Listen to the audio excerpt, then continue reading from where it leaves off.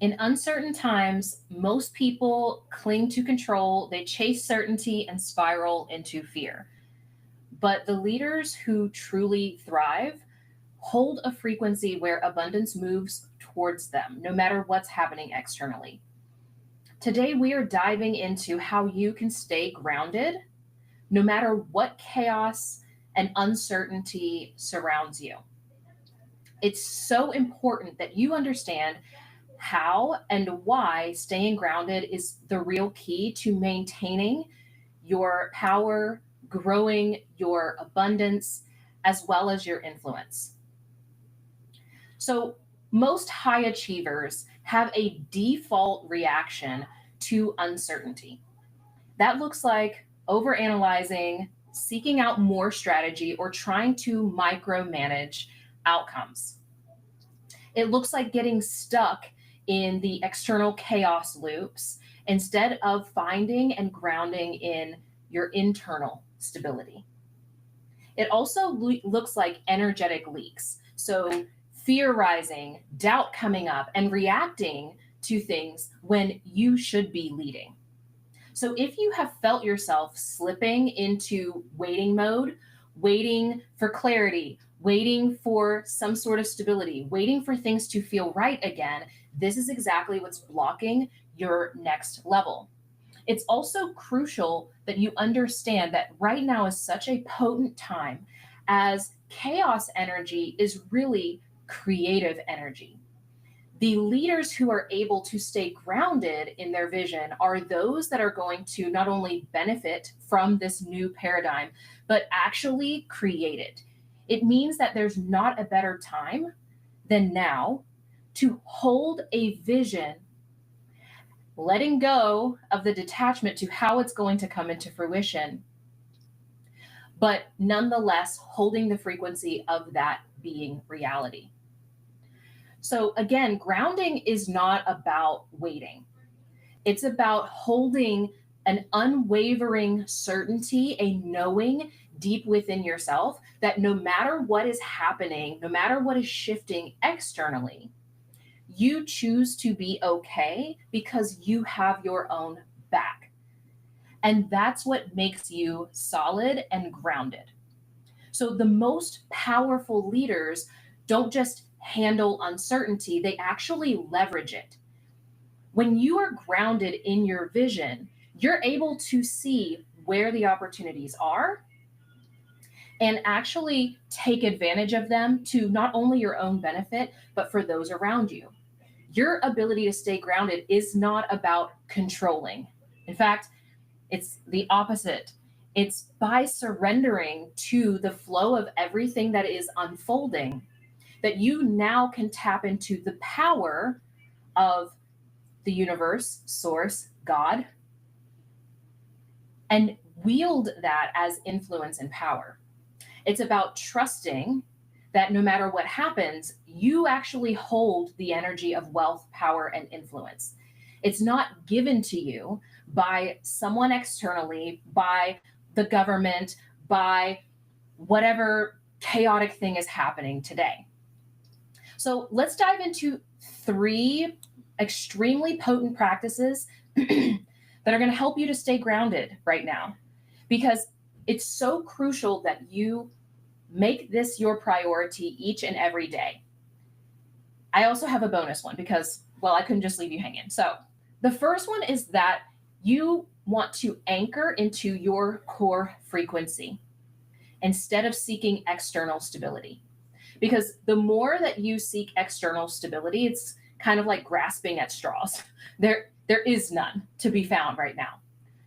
But any of the external stability that you thought that you had was an illusion anyway, right?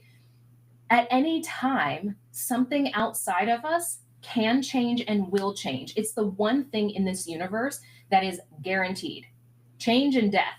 And death is just another form of change. So powerful leaders don't wait for certainty. They become certain. Hear that again. Powerful leaders don't wait for certainty. They become certain. So how can you, actually ground into your own energy instead of reacting. Now, for this, you are going to need to go through a process of really understanding what is your core frequency? Who are you here to be? Because the more that you are grounded in who you're here to be, and then actualize that into the world, that is going to create the reality that you desire. The second is to get into a practice of embodying decision led energy instead of being in reactive mode, instead of waiting for the things that are happening externally and then you are just reacting to them. It's important that you understand how to be proactive, how to see things before they are unfolding so that you are ahead of what's coming. Uncertain times always expose who is waiting and who's already moving. I actually have a personal experience with this. I when I was pregnant with my son, I had this entire plan of, how I was going to have this hypnobirth, and I was like literally in my birth, bouncing on the ball. And unfortunately, it ultimately ended up in a very dramatic emergency C-section situation. However, I felt grounded in making that choice because I had proactively explored that option. Okay. I had proactively seen, okay, if this worst case scenario happens, this is how I'm going to choose to react. Now, I couldn't control what my body was doing, right? But I knew that no matter what was going to happen, that I was going to be in my conscious power and that I was not going to be a victim to the circumstances and the things that were unfolding. So ask yourself, how can you have full trust and authority in yourself, no matter what's happening? The third piece, which technically I probably should have put this first because this is actually one of the most important things, is to surround yourself with a frequency that elevates you. Your environment dictates your expansion. It is incredible how powerful being in the right environments affects you.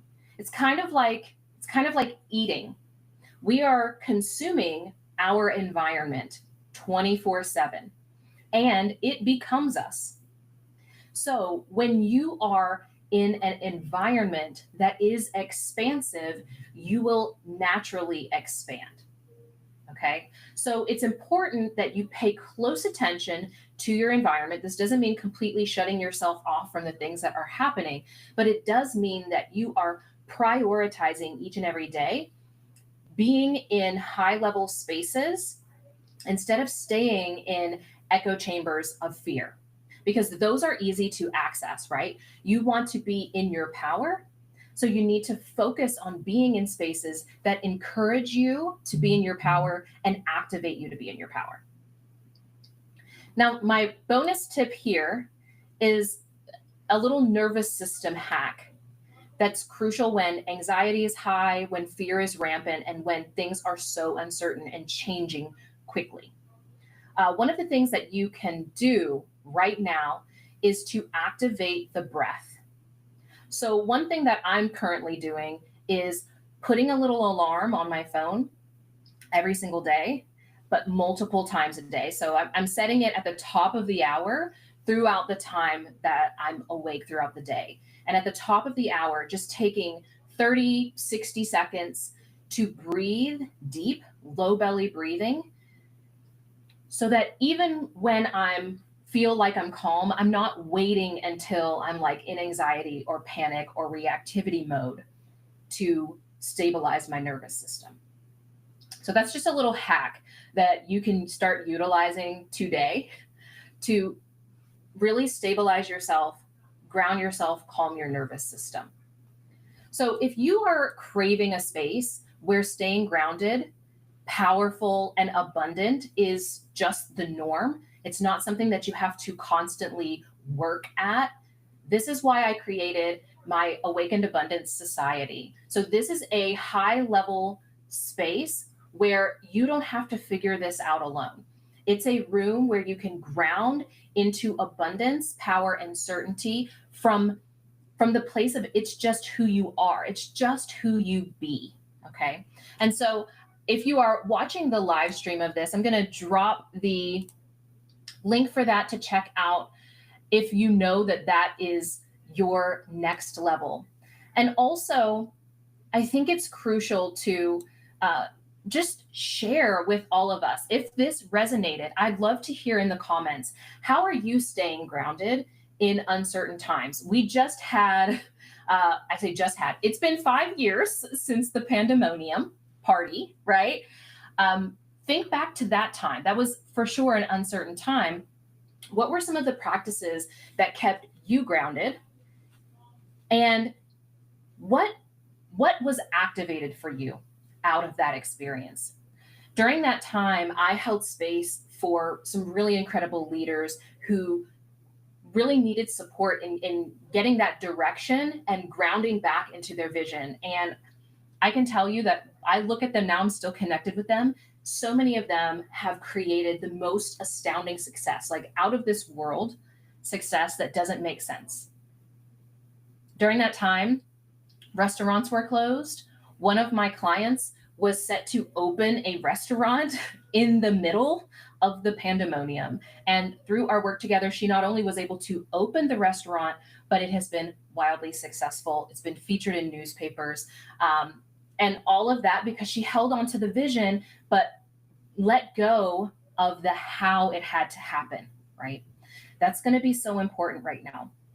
So I'd love to hear from you in the comments. And also feel free to share. Let me see. Let me pull it back up. Oh, I'm so glad that you all are here. Hey, Erica and Barbara. Hey, Jessica. So good to see you. So also, I asked on Instagram for some people to send through any questions that they had. And I saved those so that we could dive into them because it's a lot going on. And I know that a lot of people feel really unsure about what's happening, not understanding what's actually happening. And so I thought I would go into those. But before I do that, Erica's asking if I would repeat the stages or the steps. Absolutely. I can absolutely do that. So just a little brief summary. The first step is to anchor into your core frequency. It means being aware of your unique essence, who you are here to be, and staying connected to that essence. One of the best ways to do that, I didn't mention this before, but one of the best ways to do that is through creativity, is finding creative channels that are expressions of who you are here to be. And that can be through your business, the content that you create. It could be through music, it could be through artwork, etc. But now more than ever, getting caught up in like constant productivity, constant doing is a distraction. Okay.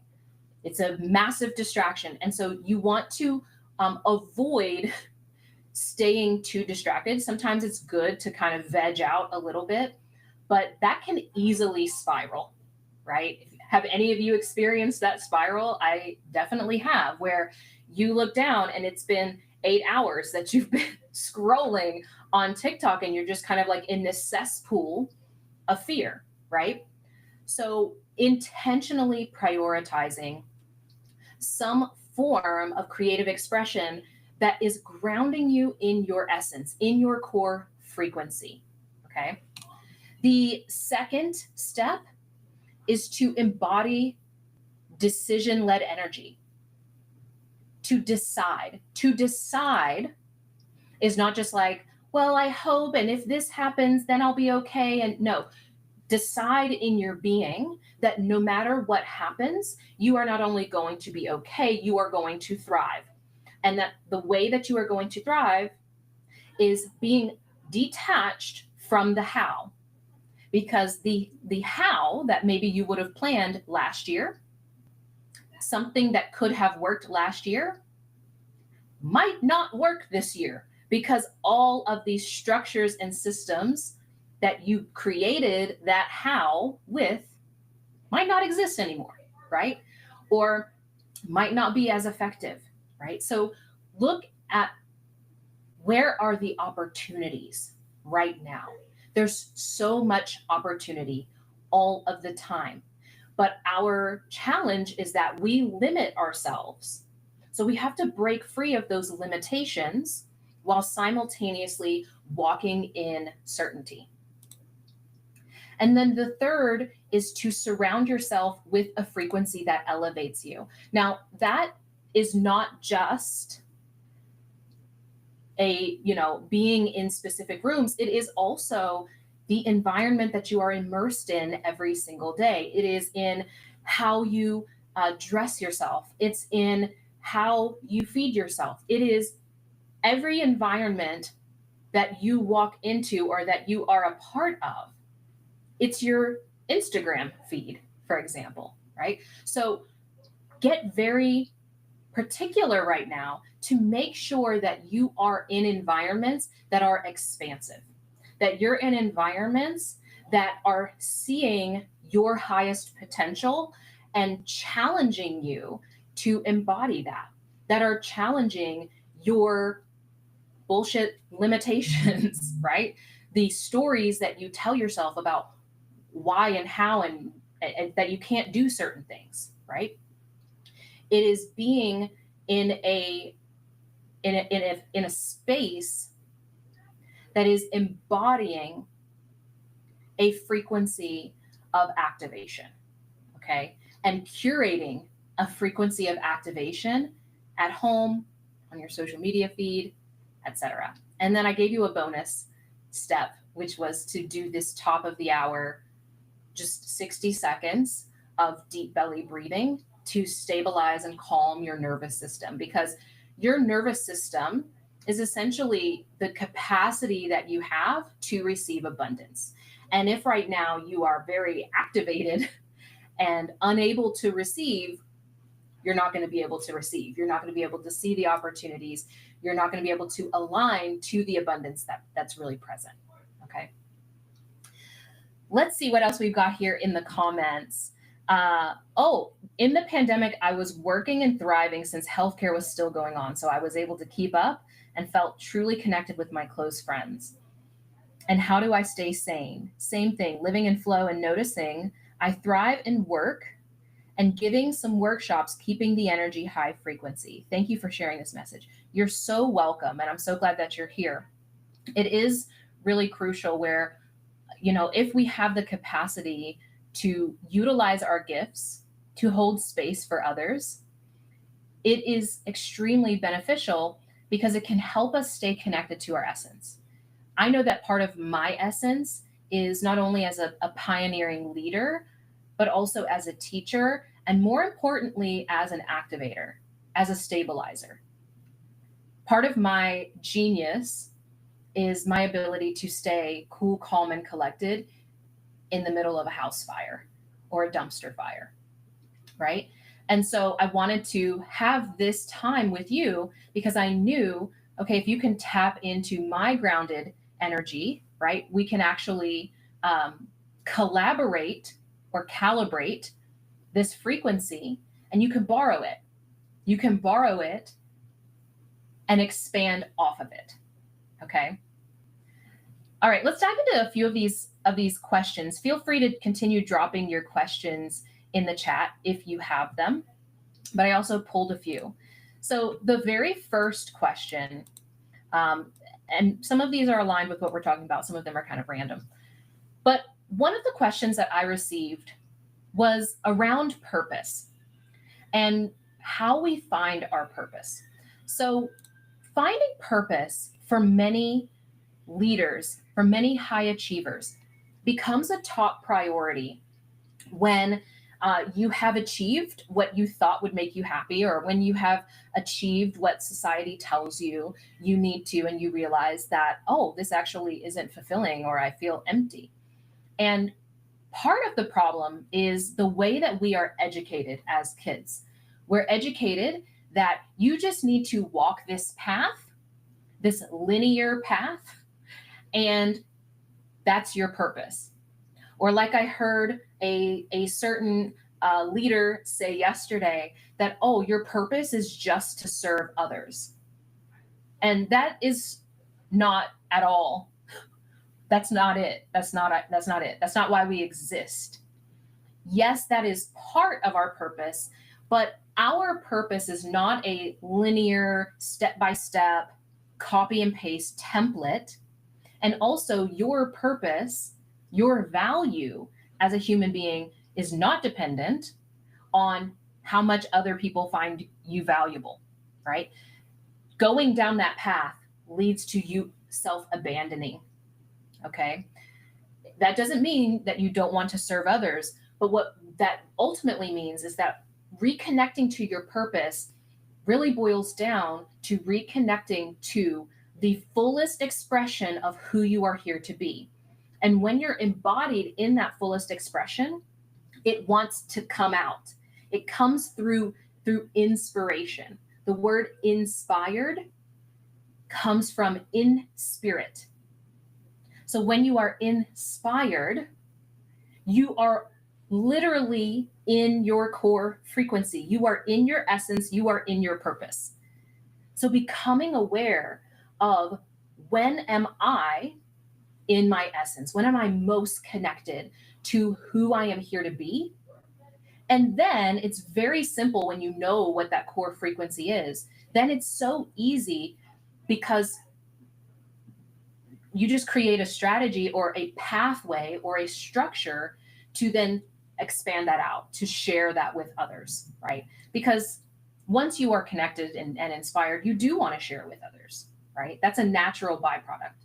But approaching our purpose is like, your purpose is about, you know, your job or your career or what you're here to do for your kids or your husband or your best friend.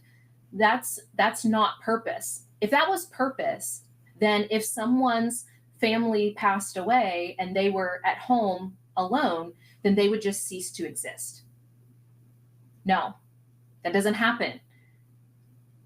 That doesn't happen. Every single person that exists has purpose. You exist for a reason, okay? And it isn't just about everybody else. All right, this is a good one. Why so much chaos and destruction? Why right now? I know so many of us in the spiritual space, you know, we've heard about Pluto moving into Aquarius. If you're into feng shui, this is period 9, and like, this is supposed to be this golden age for humanity. And it's like, why did we step into this dumpster fire, right?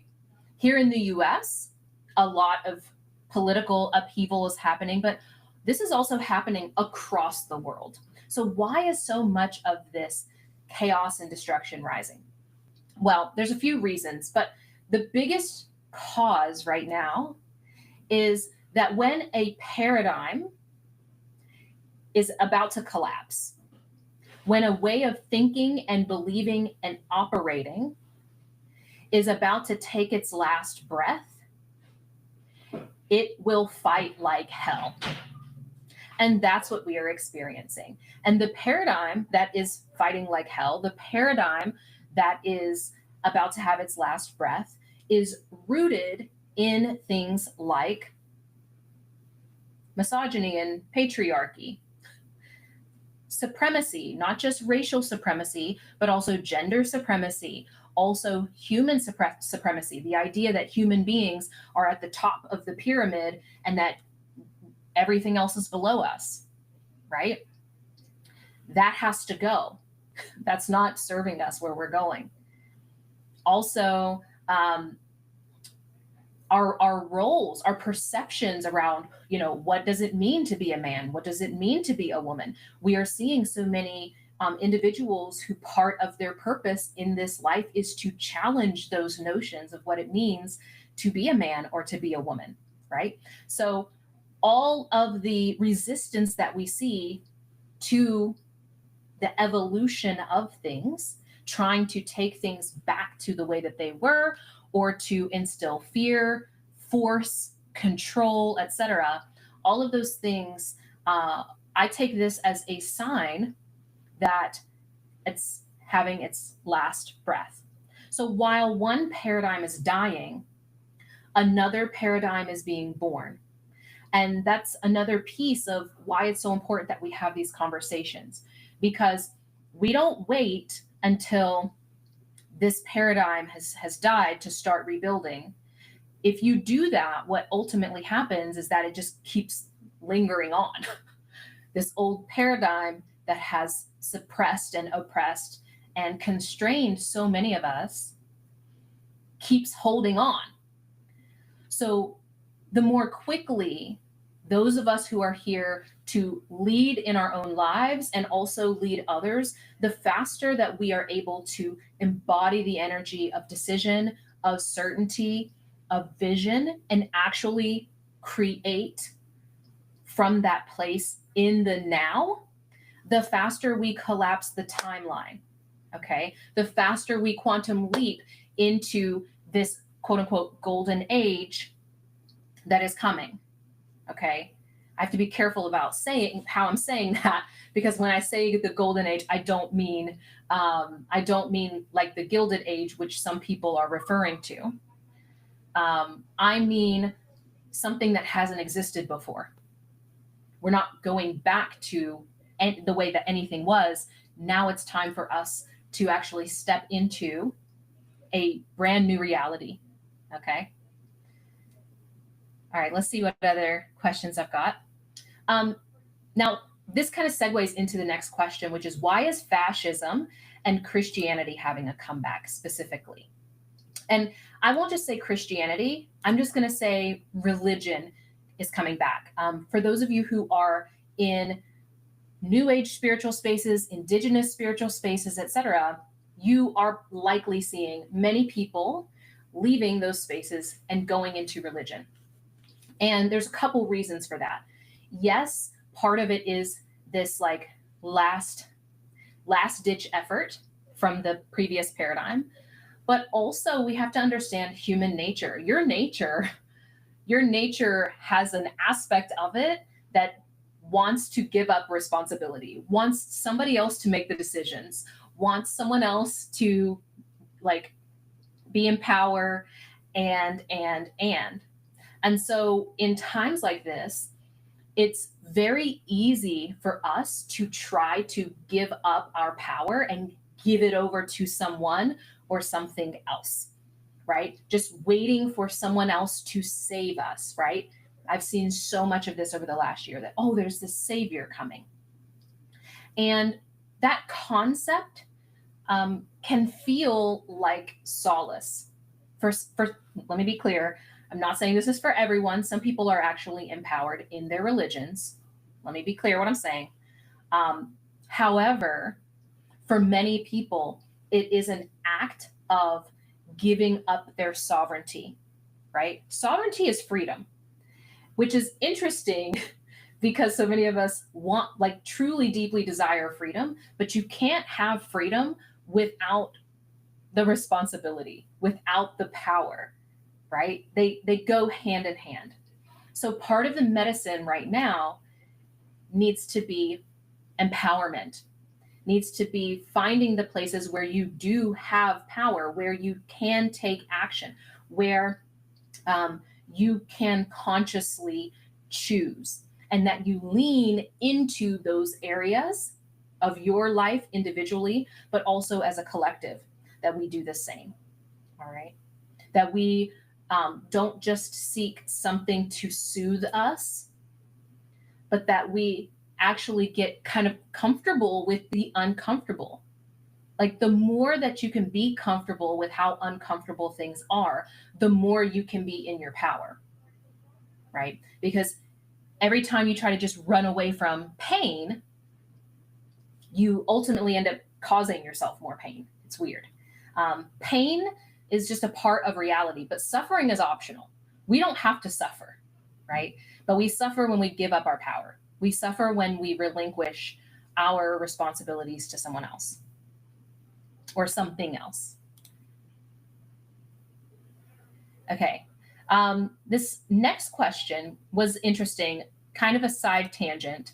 But someone asked about being spiritual and eating meat. And actually, I get this question a lot because a lot of people have a belief that in order to be spiritual, you cannot eat meat, that you need to be vegan, that being vegan is higher vibration, so on and so forth. And there's a few key points here with an asterisk. With an asterisk.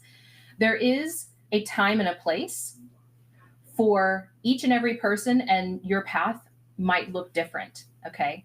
So, depending on who you are, meaning the ancestors you come from, your gifting in this life, the role that you're here to play, etc., there are certain foods, drinks, etc.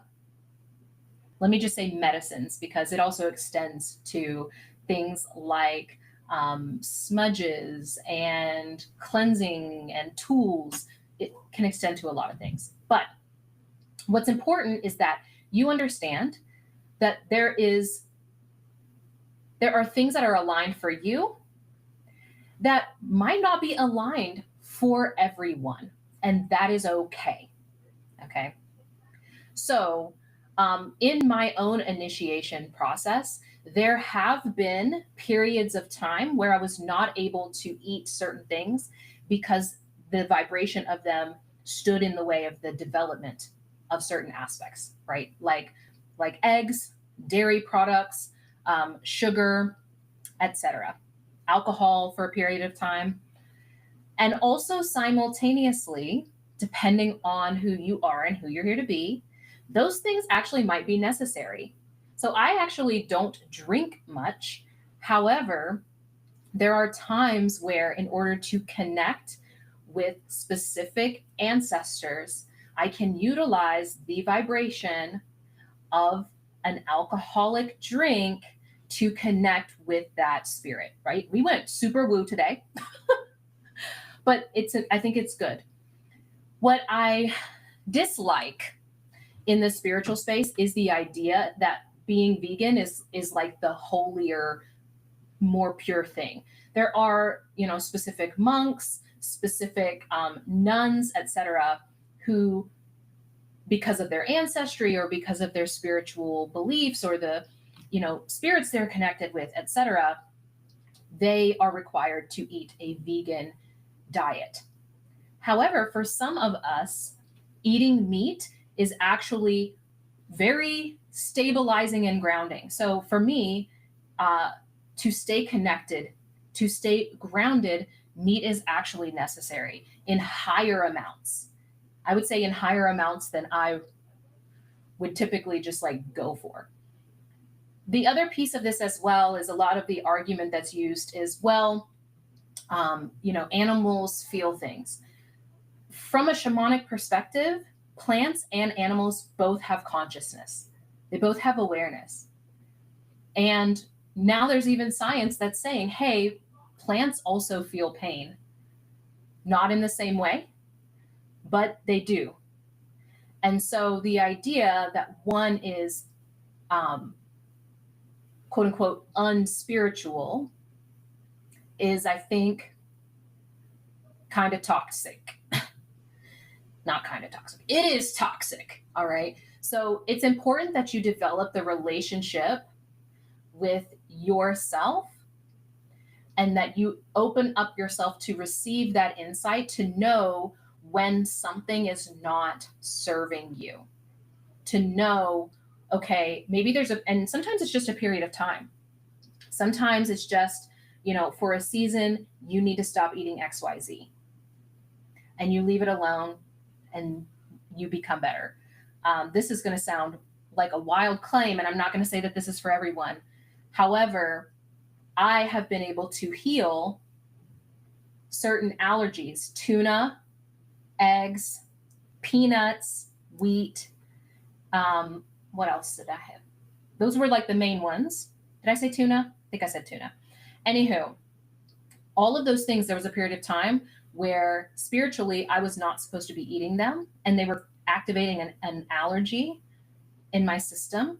I stopped eating them, also did healing, okay? And now I do not have allergies to those things anymore. The only thing that I now have a little allergy to is a little bit of soy. I can have some, but if I eat too much, it's not good. Anywho, now I'm rambling, but I hope that that insight helps you to better understand yourself, better see what is aligned for you is what's going to be activating for you. All right, let's take it to the chat and see what questions we've got going on here. Happy Lunar Snake Year. Yes. Okay. Can I tell you more about this energy? The Lunar Snake Year. Okay. I can just speak a little bit. I'm not, number one, let me be clear. I am not an expert in feng shui. This is not my expertise. However, my expertise is in being aware of the energetic cycles that are unfolding. There's all these different languages for them, right? Languages meaning astrology, feng shui, human design transits, so on and so forth, that are speaking to these things. But part of my gifting is in the gift of sight, specifically for collective people, and then also how that impacts on an individual level. So this year specifically, I have for those of you who are in my world, I have a connection with the serpent specifically. And this energy is all about rebirth. This energy is all about renewal. It is also a feminine energy, right? So we're going to get lots of feminine themes that are manifesting right now. And part of that is chaos energy, is destruction energy. It's understanding and recognizing that part of the birth process, part of the rebirth process can look painful or can be destructive. However, that's part of the process. The issue is getting stuck in that part of the process and just running with it instead of seeing it as creative potential energy to build with, to create with, right? We also are going to see some major themes happen this year. One of those themes, which is not as sexy, not as fun, is that actually right now we are going to see a lot of humiliation this year. And part of the reason why we're going to experience that, almost all of us are going to have some feeling of that, is because this year a light is shining on any of the old ways of being, old ways of seeing things that is not serving us or the collective where we're going, right? So some of us may experience some shame or humiliation or embarrassment about who we've been, how we've been showing up. But that's an opportunity. One of two things will happen. A lot of people will just double down because they don't want to feel that discomfort or that shame or admit that they were wrong about something. So they'll double down on it. And others will see it as an opportunity to evolve. There was a phrase that kept coming in my mind today. And that phrase is that there's nothing more powerful than changing your mind. There's nothing more powerful. There's nothing stronger than changing your mind, than seeing things one way, becoming aware, learning, and changing your mind. That's not something to be ashamed of. That is actually a level of emotional growth and maturity. So I hope that gives you some fun insights. Barbara said, yes, from Europe, I can attest to that it is chaos everywhere. Yes, it is not just the US. There are countries all over. I also think that when history looks back on this time, that they will have said that this is like a very pivotal time across the world. And what can be born out of it, if we choose it, is a more equitable and more abundant future. There's more than enough abundance for all of us here. It's just that we have, through scarcity mindset, created systems, businesses, lives that keep us experiencing the illusion of scarcity. Erica says, before it's all cleaned up, it is first a huge mess. And then this new energy of balance can settle. I think about this, Erica, like for those of us who experience ADHD, sometimes we get like a little inspiration to just like clean out the closet, and we just take everything out, right? So imagine that it's like we just pulled everything out so we can see what's there. And right now we get to decide what we're going to throw away and what we're going to keep. What is valuable, what's in the service of most of us, let's keep that. And this other stuff that's actually harmful, let's throw that out. Okay. So it actually makes me really excited. Ralph Smart and other people are mentioning that the shifts we see is that the third and fifth dimension are getting pulled out of each other. What are your thoughts about this? I personally, I don't like to use that language. Not that what they're saying is wrong, but I personally don't like to utilize that language just because sometimes it can feel like we're creating a fake hierarchy that like being fifth dimensional is better than being third dimensional. And yeah, I don't know that is necessarily the most helpful. What I would say is that those of us who are spiritual, the tendency has been to try to be more spiritual, less human. So we try to find ways to be less human. And what's necessary right now is for us to be more human. It's for us to stop like trying to transcend and like be better than and escape to another dimension. But to actually ground that here, right? He may have explained it in the exact same way, but maybe he's using different language, but that's how I see this. Erica says, so true about hooking to the old systems. There's also a benefit to eating grass-fed meat so the animals live a natural life because they eat certain herbs that are wholesome to us also. Yes. So Erica, don't get me on a tangent. Don't get me on a tangent. However, yes, there is both physical but also spiritual benefits to eating foods, period, that are grown in more natural ways. One of the issues that we have is that in Western society, we try to isolate everything. So we think like eating meat is just about the protein, right? I just need to eat the meat because I get the protein. Not understanding that everything, every consciousness is made up of multiple consciousnesses. And it's actually the connection, the interweb of all of these different consciousnesses making up one entity. In this case, we're talking about grass-fed meat, right? That all of those are important, that they work together, and that we need all of the things.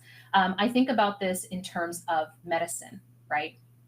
Our pharmaceutical industry strips all of what they think are the non-essential compounds so that they can have something distilled that they can then, put a trademark patent on. And my perspective is actually all of the compounds, even the ones we think are quote unquote inactive or not essential, are also important, also provide benefits, and that it is the connection of all of those consciousnesses together that are beneficial. That doesn't mean that medicines or that pharmaceuticals aren't beneficial. Okay, nuance. Okay, Teresa, maybe a bit off topic, but can I talk about abortion from a shamanic perspective? Ooh, great topic. All right, this one could be an entire uh, lesson. However, um, there's a few pieces that we need to understand. Number one is that from a shamanic perspective or an animist perspective, reincarnation is a part of our worldview. So the belief that energy is never created or never destroyed, only transformed. That means that we have the perspective that when a child is trying to come through and isn't born, it's going to try to come through again. And so sometimes we can see if someone miscarries, even, it can sometimes be the same spirit, the same soul trying to come back multiple times.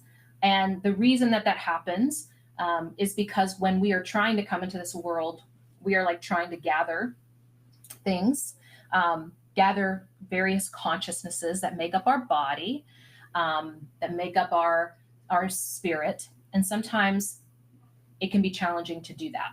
And so that ultimately creates on the physical plane a miscarriage. Now, specifically about abortion, we need to also understand that everything we do has consequences. Okay. This is not about, let me be very, very clear. This isn't about shame, but it is recognizing that if and when someone needs to have an abortion, that there is a ripple effect that happens. Part of that is the emotional toll that takes on the mother that can manifest in her mental health. There can also be physical issues that happen from that, but then also there can be these spiritual consequences. So from our perspective, we don't see abortion as bad, okay?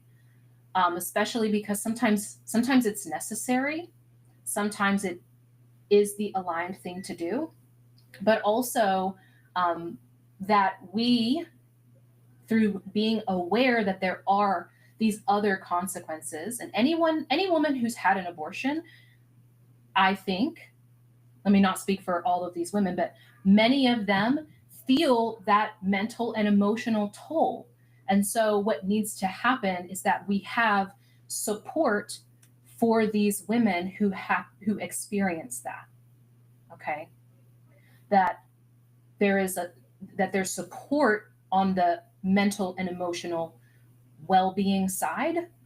And also from a shamanic perspective, there's things that we can do with the baby as well. So providing that child with spiritual support on the other side, they can kind of become like guardian angels if that relationship is connected. And they can also be like guardian angels for your other children, or they can come through. Like there's so many things. But from a shamanic perspective, having an abortion is not like an evil thing. Our perspective is that this world exists in a balance, and that something that is done in one environment to one person in one circumstance might be the necessary medicine. And in another person, environment, time, it might be poison. It might be the quote unquote wrong thing to do, but there's not really a wrong thing. So there's not a perspective that like this is evil, this is good in every instance. No, sometimes what's good in one time might be evil in another time, and vice versa. I hope that helps with that. Maybe I should do an entire deep dive on that sometime. So Deborah's saying, I'm saying that I can now eat those foods that I was previously allergic to. Yes, including peanuts. So I walked around with an EpiPen, mainly for the peanut allergy. And now I eat peanut butter plain. regularly. Everything that is physical does have a spiritual root or a spiritual cause. That doesn't mean that, like, oh, if you just like go down the spiritual path, you are going to cure your allergies. I am not saying that. Let me be very clear on that. I don't want to get demonetized over here. Okay. Sattva here with another name. Oh, yeah. And I understand what you mean, since dimensions are always there. Fabulous. So Deborah's asking, would love to know how I got tested for those. I've come across labs that test for food and or mold sensitivities and allergies, but then claim false positives and having to retest. So Deborah, I saw an allergist, a physician who was an allergist who tested those. That came as a result because I was eating certain things and then getting violently ill, breaking into hives, nausea, headaches, and then with certain things almost went into like anaphylaxis. So that is what led me to be tested by an allergist, to get those tests done. And I'll be honest with you, it was years, okay? it was years of progress, working with naturopaths, etc. I didn't have the goal to heal those, but that combined with some of the spiritual work, etc., I now have healed almost all of my allergies except for soy. And soy I can eat a little bit, but I like get bloated, my stomach hurts. So there's that. Yeah. Erica says, yes, thank you for your amazing perspectives on things. And unfortunately, a lot of things are not done right. You know, before we wrap up, the thing that I will say is that we just have a worldview that is very black and white. And when you live in a worldview that doesn't leave room for nuance, for diverse opinions and perspectives and diverse ways of being, you ultimately create a lot of restriction, a lot of suffering, because we are here to have various experiences. So part of our vision for the future needs to include healthy expressions of a wide variety of what it means to be human. And I think that this is the one thing that any animist, let me back up real quick, an animist culture is one that views all of the different aspects of nature as having their own consciousness or having a different perspective. And there are lots of different animist views, even spiritual systems that have, multiple gods and goddesses, etc. And one of the things that comes as a benefit of that is that you have so many different diverse expressions of what God or divinity can look like, right? And so when you have those different possibilities of what God and goddess can look like, that can feel for human beings like, oh, we also have lots of different range. There is not just one way to be feminine and one way to be masculine. There is not just one way to be right and one way to be wrong. And part of this time is for us to break free of that and to be open to exploring the variety that is here for us to express, and for every single one of us to let go of the limitations holding us back from being the unique expression of divinity that we are here to be. Okay. So, all right, couple last questions. Was it skin prick, blood culture? I've had both, Deborah, for my allergies, both skin pricks and also blood cultures. The Dutch news, there was an article about the peanut butter. They did tests, so on and so forth. The ones that got exposed were able to eat more peanuts. Yes, there's something to that. And also, my perspective on this, I am not a scientist and do not have the full expertise on this. But my perspective is that it's not necessarily the peanuts, but likely some of the chemicals that we are using on peanuts that, when built up in the system, are causing some of these issues. All right. Annika's asking, do you have spiritual/practical advice to help shed the old snakeskin layers gracefully this year while dealing with humiliation and shame elements? Yes. Well, there's a few. The most important piece right now is for us to be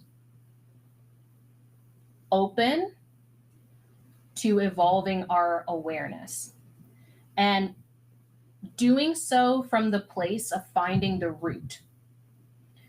When you deal with things from the symptom, like so many of the issues that we experience are just symptoms of a deeper rooted problem. So if you can uncover what is the deeper rooted belief or the deeper paradigm that you're operating from, and start to see all of the different effects that has, you can then start to consciously play in other possibilities, other realms of possibilities. And when you do that, you can simply choose to shift your identity into a new reality, into a new way of being.